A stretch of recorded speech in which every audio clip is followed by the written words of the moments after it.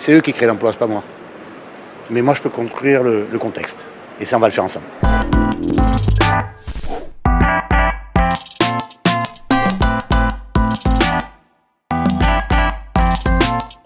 On a là montré une responsabilité, une justesse d'analyse qui fait en sorte que ça a permis aussi de nous préparer pendant l'été à la relance sur deux volets. Un premier volet qui est le volet national en tant que président de la région de France, comment travailler avec le gouvernement et comment faire en sorte que dans ce qui a été annoncé hier, on soit à notre place avec les moyens là. Et puis comme aide-toi, le ciel t'aidera, comment sur nos ressources respectives mettre en place un dispositif qui, dès la rentrée, quelle que soit la décision du gouvernement, nous permette de réinjecter sur un certain nombre de domaines qui sont très spécifiques, avec 5 axes, une dizaine de mesures très directement pour l'entreprise, directement pour le social, directement pour le salarié, pour faire en sorte qu'il y ait le moins de crise économique et donc de crise sociale derrière, et il est à hauteur d'1 milliard.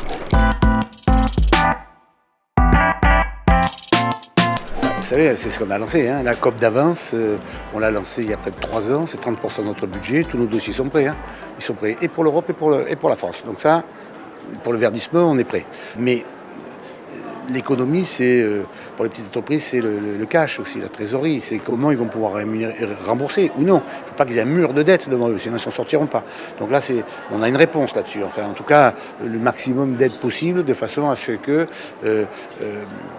il faut laisser survivre l'entreprise, quelle que soit sa taille, et donner des parts de marché en local ou en international. Voilà et là-dedans, on a sur la proposition de M. Castex, honnêtement, quand je vois tout ce qui est fait là, comme on a mis beaucoup de choses en place aussi avec M. le maire, on était en amont, globalement ici on est prêt.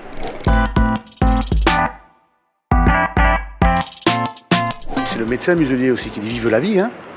C'est pas un Covid qui va nous exterminer, nous anéantir. Bon, alors on va apprendre à vivre masqué, on va prendre des mesures nouvelles, on va faire attention, mais on va vivre.